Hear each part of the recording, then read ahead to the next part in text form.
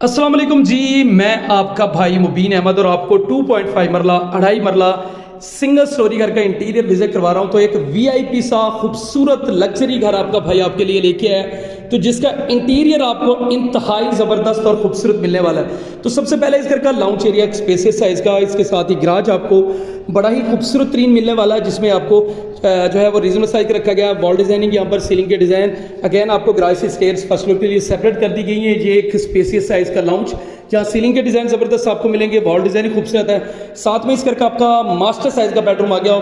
यहाँ पर भी आपको देख सकते हैं कि वॉल डिज़ाइनिंग, ऊपर फॉल सीलिंग बड़ी ज़बरदस्त है, नीचे आपको करारा वाइट टाइल फ्लोरिंग आपको मिलने वाली है। वेंटिलेशन प्लस अटैच बाथ के साथ ये आपको घर मिलेगा और प्राइस सिर्फ और सिर्फ 30 लाख रुपए, 30 लाख रुपए इस घर की डिमांड की जा रही है, जो कि टोकन पर नेगोशिएबल है।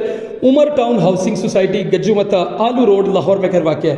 बाकी मजीद डिटेल के लिए भाई का चैनल सब्सक्राइब करें और फ़ोन पर रब्ता करें।